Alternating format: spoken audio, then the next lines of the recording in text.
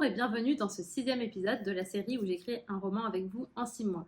Alors l'épisode d'aujourd'hui est vraiment particulier, vous allez voir. Je l'ai tourné il y a quelques jours, c'était la fin de semaine. J'étais vraiment fatiguée et j'ai quand même voulu le faire pour que vous aussi vous puissiez voir comment on peut faire pour avancer sur son roman, même quand on est vraiment rincé, vraiment fatigué. Et donc, comme je l'ai dit sur le moment, ça sert à rien, enfin ça servait à rien pour moi d'écrire et d'avancer sur mon manuscrit parce que ce que j'allais produire, ça allait être quelque chose dont je ne serais pas du tout satisfaite et que j'aurais dû retravailler plusieurs fois. Et en fait, c'est peut-être la principale leçon que vous pourrez tirer de cet épisode, c'est des fois, quand on est vraiment trop fatigué, quand on travaille à côté, quand on a d'autres choses à faire et qu'on a quand même envie d'avancer sur son roman, il y a des choses que vous pouvez faire, notamment la recherche. Et c'est ce que j'ai choisi de faire pour continuer à avancer mon roman, malgré que je n'étais pas du tout en état d'écrire mon manuscrit. Mais je vous laisse découvrir ça dans la vidéo. C'est une vidéo qui est assez courte. N'hésitez pas à me dire en commentaire comment vous faites, vous, quand vous êtes complètement fatigué, mais que vous devez avancer sur votre roman. À tout de suite sur mon écran. Alors, comme à chaque fois que je m'apprête à faire la vidéo, donc j'ouvre ces 2 fichiers, le fichier du manuscrit et le fichier un peu de travail. Dites-moi en commentaire si vous avez, aussi un fichier de travail, comment vous procédez ou si vous avez justement directement, le manuscrit qui sert de brouillon et dans lequel vous écrivez. Donc, je serais curieuse de savoir ça. Moi, je sais avec les personnes que j'accompagne, je connais leur méthode de travail. Et on en a testé plein aussi des nouvelles pour ceux qui n'avaient pas encore de méthode. Mais je serais curieuse vraiment de savoir pour ceux qui suivent ces vidéos et qui sont en train d'écrire leur roman aussi, comment ils font? J'aimerais savoir. Donc, voilà, donc, en général, quand je commence, je vais chercher mes 2 fichiers et bien sûr, je regarde les commentaires et là, normalement, donc j'ai le choix, soit je me lance dans l'écriture directement, soit je vais sur la partie réflexion. Et je ne fais jamais les 2 en même temps. Quand je suis en train de réfléchir, je suis un peu dans un laboratoire. Je mets mes idées en place, je travaille vraiment, sur la réflexion, sur les hypothèses et une fois que j'ai choisi, par exemple en remplissant l'intérieur d'une scène, c'est uniquement là que je vais dans l'écriture. Je ne fais jamais les 2 en même temps parce que si je fais les 2 en même temps, je suis déconcentrée et je n'arrive pas à me plonger et à m'immerger dans la scène. Donc c'est pour ça que je fais ça et hem et en fonction de l'humeur du moment ou du moment où je fais la vidéo, parfois j'aurais envie de réfléchir et parfois j'aurais envie d'écrire. Là, c'est un entre-deux, je suis très fatiguée et donc je suis en train de travailler la vidéo à 23h et je ne pense pas que je vais pouvoir écrire ou alors, du moins, je pense que ce que je vais écrire va pas être, incroyable et donc je vais travailler sur les petites recherches, à faire, tout ce que j'ai mis en vert lorsque j'étais en phase d'écriture. Et encore une fois, et ça vous avez dû le voir sur la vidéo précédente, quand je suis en train d'écrire, je ne me lance surtout pas dans la phase recherche. Ça va pour moi parce que, moi j'ai tendance à m'éparpiller, mais il y a des gens qui arrivent très bien à faire la recherche pendant qu'ils écrivent. À vous de voir, dans quel camp vous êtes. Alors du coup, je vais essayer de trouver, et je vais filmer les recherches que je fais. Alors donc là, il fallait que je fixe la temporalité de mon histoire, notamment sur les premières scènes. Je suis un peu fatiguée pour le faire. Du moins, je pense que j'aurai pas de bonne idée, donc je vais aller voir quelque chose de plus simple. Hem et aussi il faut se connaître et il faut savoir quand est-ce qu'on est le plus efficace pour aller en profondeur dans les idées et trouver des superbes idées et quand on est fatigué, qu'est-ce qu'on peut faire pour faire avancer notre roman, pour ne pas le laisser stagner, mais sur des choses qui ne vont pas être pénalisées par notre manque d'énergie ou par notre fatigue. Et donc là, je vais aller rechercher des informations sur ce que j'ai mis en vert et je vais choisir, les plus faciles parce que je suis vraiment fatiguée. Alors, alors, trouver une expression plus belle et propre à cette cité-monde en particulier. OK, oui, c'est sur le fait de se recharger. Trop fatiguée pour ça. Alors, ah ça a l'air intéressant. Elle se dirigea vers le soleil ou peut-être la lune, à voir les croyances de ce monde et les cycles lunaires et solaires de cette planète. OK. Je sais pas si je vais être sur un calendrier solaire, pour ce roman. J'ai vu qu'il existait aussi des calendriers lunaires et donc en fait, je vais aller regarder, la différence. Quelle est la différence? Hem, Là, je passe par Bing. C'est le nouveau truc qu'ils ont créé pour aider sur les recherches et donc OK, ah, c'est très bien ça. OK, donc on est à 354 jours, 12 mois aussi. C'est les phases de la lune, OK, donc un peu comme les phases du soleil. Hem, l'année lunaire est donc plus courte que l'année solaire. Le calendrier lunaire, ça me fait penser un peu quand les femmes ont leurs règles, c'est sur 28 jours, le cycle, voilà, le cycle menstruel, pardon. Et il y a un rapport, il y a peut-être un rapport. C'est vrai que ce serait intéressant de regarder ça, OK, et le calendrier solaire, OK.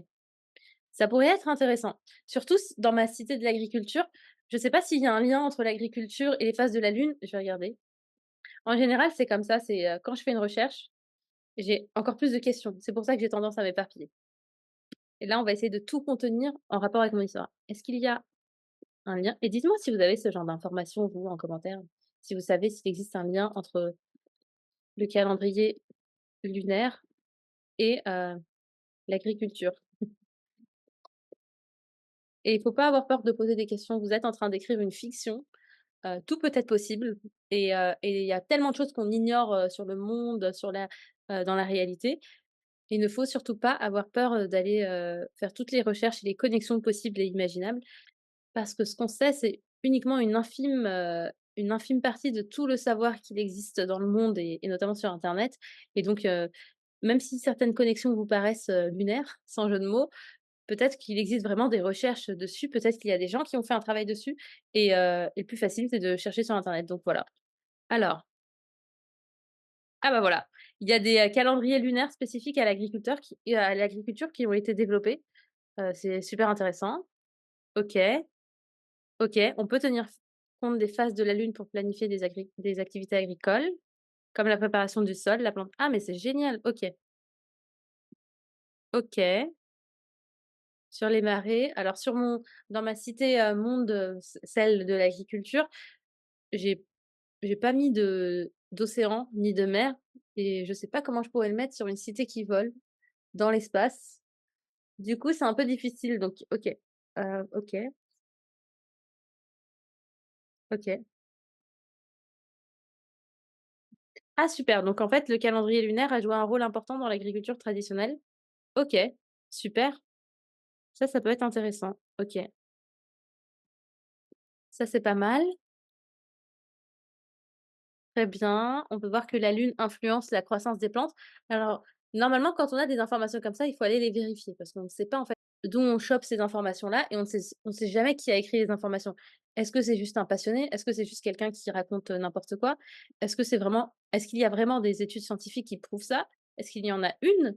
Est-ce qu'il y en a plusieurs qui la valident? Enfin bref, on ne sait pas trop. Mais comme on écrit un roman et qu'on est plutôt dans le monde de la fiction, heu c'est pas qu'on s'en fiche un peu, mais on est en train d'écrire des choses qui n'existent pas et notamment dans un roman fantasy.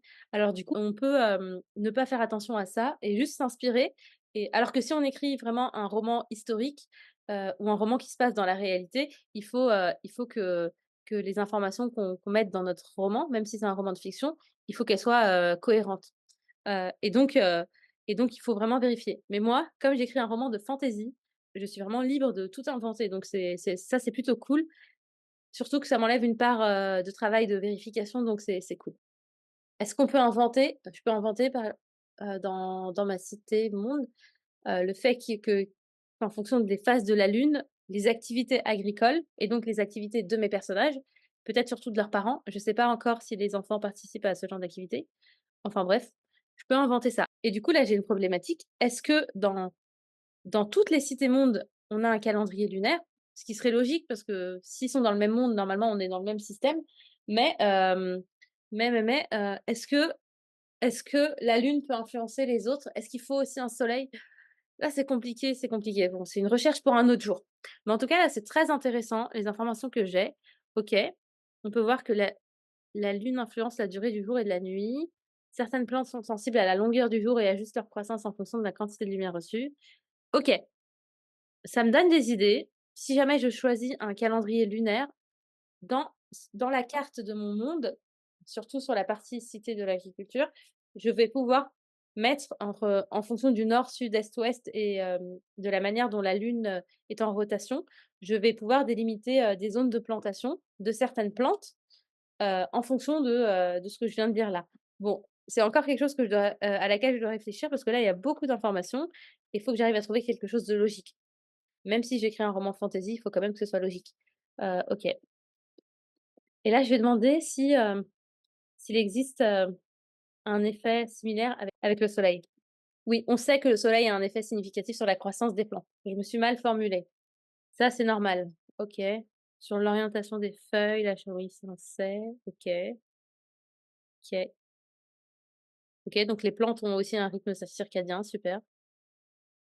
OK, donc on doit avoir obligatoirement un soleil et une lune. On peut pas se passer du soleil, autrement ce serait trop bizarre. Bon, sauf si j'invente encore des règles physiques, différentes de mon monde, mais je pense que ça me prendrait énormément de temps pour pas grand chose. Mon intrigue, elle ne tourne pas autour, de la rotation du soleil ou de la lune, quoique je pourrais peut-être penser à un truc, mais honnêtement, je pense que j'ai déjà de quoi faire, avec toutes les idées que j'ai. Je vais pas en plus, faire ce gros travail de réflexion sur la lune et le soleil. Mais là, ça me va bien, j'aime bien.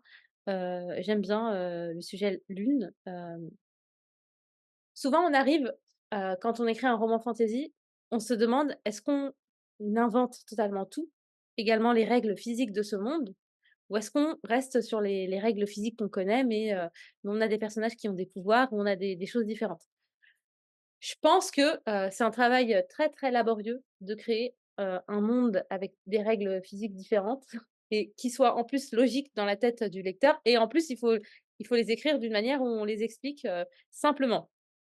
Je pense que je vais pas du tout m'aventurer là-dessus, autrement, ça prendrait peut-être plus que 6 mois, ou alors faudrait faire ça à temps plein, et pas avoir d'activité en parallèle, donc je vais rester sur un truc simple, et soit je décide de prendre un calendrier, solaire, habituel, ou alors un calendrier lunaire. Je pense qu'un calendrier lunaire, c'est plus simple parce que c'est 28 jours à chaque fois, et tous les mois ont le même nombre de jours, et je pourrais inventer des noms de mois, ou alors, à voir si c'est intéressant. Mais en tout cas, il y aurait pas de différence entre les mois. Ah, mais ça me permettrait de bien calculer, quand les enfants vont dans une cité, si ça dure 12 mois de 28 jours, c'est peut-être plus simple à calculer que 12 mois de 30-31 jours. Autrement, autrement, ça ressemblerait un peu trop au monde réel, et qu'est-ce qu'on fait du mois de février? Enfin voilà. Est-ce qu'il faut Je pense que je partirais plutôt sur un calendrier lunaire parce que c'est différent et du coup c'est sympa. Je vais voir quel pays, s'il existe des pays dans le monde qui fonctionnent avec le calendrier lunaire. OK. C'est les cycles de la lune. Dans ce type de calendrier, un mois représente une lunaison. Ah, c'est un mot sympa ça pour un roman fantasy. Une lunaison, c'est-à-dire la période entre 2 nouvelles lunes. OK, c'est super parce que les gens sur cette cité peuvent parler en lunaison. OK, pour parler d'un mois, et on peut dire que les enfants de 15 ans sont présents, sur une autre cité pendant 12 lunaisons, et comme ça, je commence à avoir du vocabulaire propre à la cité. Toujours dans une optique de décrire mon monde et de permettre au lecteur de s'immerger vraiment dans un monde avec des nouveaux mots, des nouvelles caractéristiques. OK, on va regarder ça. C'est quoi ça? Ah génial, un truc avec les plantes. Les amandiers fleurissent, pluie, neige sur les hauteurs, semences, labour, figue, première pluie, cueillette des dattes et des figues, récolte des olives, vendange. Oui, mais ça peut pas pousser partout ça. Comment ça se passe? Récolte des dattes. Nissan, OK, comme la marque de voiture. Ça vient peut-être de là. Bon bref, il faut que j'arrête de m'éparpiller. OK, il y a des calendriers de 12 mois, super intéressant. Maintenant je le sais. À voir si ça me sert à quelque chose dans mon roman. OK. Il y a les tribus amérindiennes, calendrier égérien. Bon, OK, donc on a des calendriers qui existent de 28 jours. OK, donc c'est pas quelque chose de surréaliste, et c'est quelque chose, que je peux utiliser simplement dans mon roman, donc c'est cool. Maintenant que je le sais, ça c'est bon, et je vais me mettre une note. Intéressant.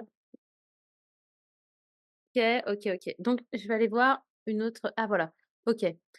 Une plante qui aide à dormir ou à réduire le stress. Bon ça doit être facile à trouver. Sympa, sympa, sympa, OK. Plante d'intérieur, super, valériane. OK. Moi, ce que je cherchais, c'était quelque chose qui aide à dormir ou à réduire le stress. OK. Qui aide à dormir ou à réduire le stress. OK. OK. Et là, ce dont je vais avoir besoin, c'est une image. Parce qu'en fait, quand je vais en parler, peut-être que plus tard, j'écrirai une scène où le père lui apporte vraiment, cette plante. Mais du coup, je vais pas lui donner le nom du monde réel.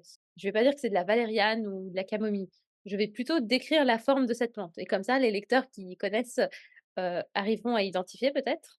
Mais autrement, c'est pas très intéressant de dire le nom. Je pourrais même inventer un nom propre à cette planète pour décrire cette même plante. et je peux même inventer une plante totalement différente, mais qui a ces vertus-là. Mais et ça, je pourrais le faire pour n'importe quel élément du roman et du coup, je vais pas m'amuser à le faire pour tout et notamment pas pour une feuille comme ça. Ça, c'est pas mal ça, voilà. Voilà et là, je pourrais décrire que c'est une fleur, jaune. Est-ce qu'il y en a d'autres? OK, donc je vois que c'est des petites baies rouges. OK et je vais le noter tout de suite dans mon manuscrit, comme ça j'aurai pas à aller le chercher plus tard. Voilà, donc ça, c'est bon. Je peux changer la couleur de ce truc-là parce que je vais pas passer plus de temps que ça, à le chercher et donc je voilà, j'ai ma réponse et je me contenterai de faire une description de cette plante-là. Ensuite, ça, c'est encore quelque chose lié au temps et donc il faut vraiment que j'y réfléchisse, sérieusement et après voir si ce monde il utilise les heures ou alors des notions de temps en rapport avec le soleil ou la lune, du coup. Voilà, là, ce que je veux dire, c'est OK, est-ce qu'ils vont dire, 13h-14h ou est-ce qu'ils vont plutôt dire, à la moitié de la journée, sauf que la journée, peut-être qu'ils lui donnent un nom spécial, peut-être qu'ils séparent le jour en 3 phases. Il faudrait que je vois, si ça existe, enfin, même si ça n'existe pas, il faut que je trouve une explication cohérente si jamais j'avais envie de me lancer dans ce genre de détails. OK, OK, OK. Là, trouver la cité où le père et la mère sont allés, à 15 ans, je pense qu'il faut que je trouve une relation entre l'activité actuelle des parents et l'affinité qu'ils avaient, à l'âge de 15 ans, dans leurs valeurs profondes, qui a fait qu'ils aient appris une technique, ailleurs. Donc si le père on a dit que le père travaillait dans le conseil de sécurité, ou avait un certain ou pour l'organisme de gouvernance de cette, cité-État et donc peut-être que lui, c'est quelqu'un de dévoué aux autres, du coup, quelqu'un de dévoué aux autres, quelqu'un qui est plutôt, dévoué à la protection des autres et donc ça révèle quoi sur lui? Ça révèle que, qu'il a de l'empathie peut-être? Ou alors qu'il peut endosser une certaine forme de responsabilité? Je sais pas. Il faut que je réfléchisse plutôt, de cette manière-là pour leur donner, la cité d'origine et donc ça veut dire que je dois vraiment clarifier, les cités d'origine. C'est pas juste une recherche, sur Google qui va me permettre, de répondre à cette question, il faudra que j'y réfléchisse. Là, ce que je peux rechercher, c'est ça. Oui, donc là, il fallait que, c'est comme quand on rentre dans la cuisine et que quelqu'un boit du café ou a préparé du café, on sent une certaine odeur. Hem et là, je vais devoir trouver une autre plante qui a une autre odeur. Mais donc je vais aller voir, les odeurs du café et ça va peut-être m'inspirer sur les odeurs de ma nouvelle plante. OK. Faut pas hésiter à poser des questions tordues, pour avoir des ré des réponses peut-être, inspirantes auxquelles on ne pense pas. OK. OK, donc on a déjà je peux inventer, enfin c'est pas une invention, enfin je peux inventer une espèce de plante, heu, qui libère de l'odeur avant même qu'elle soit comme le café, donc quand elle est moulue et qui libère une odeur et qui peut-être libère une odeur différente une fois que c'est mélangé à de l'eau chaude. OK, bon, on apprend des choses sur le café. Je précise ça, c'est parce qu'en fait, il faut que j'utilise l'intégralité des 5 sens lorsque j'écris ou que je décris des choses et ça permet d'avoir, un lecteur qui se plonge dans le roman parce qu'on fait appel à plusieurs sens et certains sont plus réceptifs à la vue, à l'odorat et en fait, il faut faire appel à ces sens-là tout au long du roman. Il faut pas uniquement décrire des choses qu'on peut voir, à l'œil nu. Il faut vraiment, utiliser, des sons, enfin donner l'impression, qu'il y a des sons, du bruit, des discussions, même une cuillère qui touche une tasse ou qui tombe et aussi l'odorat et donc ça passe à travers l'odeur, des choses comme ça et donc c'est pour ça que là, je peux en profiter parce qu'on rentre dans une cuisine, on s'imagine une odeur, de quelque chose qui ressemble à un café, mais qui n'est pas du café. Voilà, voilà et en fait, pourquoi est-ce que je ne veux pas que ce soit du café? Parce qu'en fait, le café, pour certaines personnes, c'est quasiment une drogue. J'en faisais partie, parce qu'on est plus ou moins sensible au café et en fait, comme c'est une cité dans laquelle ils sont pros de l'agriculture, je pense que je vais essayer de trouver des plantes qui sont, alors pas qui sont croisées systématiquement, mais des plantes qui n'ont pas d'effet néfaste. Parce qu'en fait, ils sont tellement, c'est tellement leur spécialité dans cette cité-là, qu'en fait, ils sont très bons et qu'ils ont réussi à chaque fois à faire des croisements peut-être, ou pas, ou alors à développer uniquement des plantes qui font du bien et qui n'ont pas d'effets indésirables. Et donc comme le café, ça a certains effets indésirables pour certaines personnes, bah, en fait, je veux pas de café sur cette cité, monde. Je veux un truc qui fait penser à du café, qui ressemble à du café, qui n'est pas du café ou qui est une version de café améliorée. Voilà, donc c'est pour ça que, je prends du temps là, enfin je prends du temps. Je prends quelques minutes de plus pour trouver cette plante-là et je pense que je lui inventerai un nom. Je pense que je lui inventerai un nom. Voilà, OK, et donc ça pareil, comme ça je change de couleur, comme ça je saurai que pas besoin d'aller faire une recherche supplémentaire. OK. OK, là, je vais essayer de trouver, comment dire se recharger de différentes manières. OK. Comme je le disais, ne pas hésiter à poser des questions bizarres. Vous ne savez pas sur quoi vous allez tomber. Comment dire se recharger pour un humain? OK, c'est un truc en rapport avec le sommeil, l'exercice physique, l'alimentation équilibrée, le qigong, OK. Ça a l'air intéressant. Marcher pieds nus sur l'herbe, OK. C'est pas mal, c'est ce qu'elle fait. Je pense qu'on va aller voir de ce côté-là. Quand on se recharge, on fait plein d'énergie et c'est en rapport avec le ki. Et je pense que donc, quand, Sora marche pieds nus dans l'herbe, il doit y avoir un truc avec ça, un truc en relation. Je vais la faire respirer aussi. Respiration et mouvement lent ou dynamique. Mais je vais ajouter ça.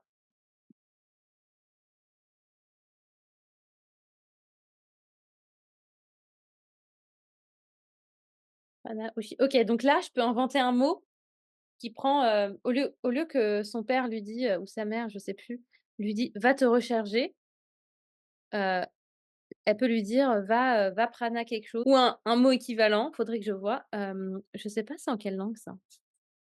Sanskrit, je crois que c'est indien, je pense. Je veux pas dire de bêtises. OK, au lieu de dire: «Va te recharger», je vais dire: «Va», si j'utilise des termes chinois, c'est un peu trop connu, je pense. Hem, prana, c'est le souffle de vie, l'énergie vitale qui circule à travers. Mmh. OK, je vais peut-être demander comment dit-on, herbe ou plutôt terre? Ah, je peux peut-être inventer une phrase, enfin non, trouver des mots en sanskrit qui veulent dire, se recharger via la terre ou quelque chose comme ça et faire une contraction de ces mots. Obtenir de l'énergie de la terre, le mot. Ah génial, super, super. Là, on arrive à un truc sympa. Bon, on arrive à un truc sympa mais compliqué à dire. Ça, c'est pas mal, c'est pas mal, c'est pas mal, et je vais essayer d'autres langues pour voir s'il y en a où c'est plus simple.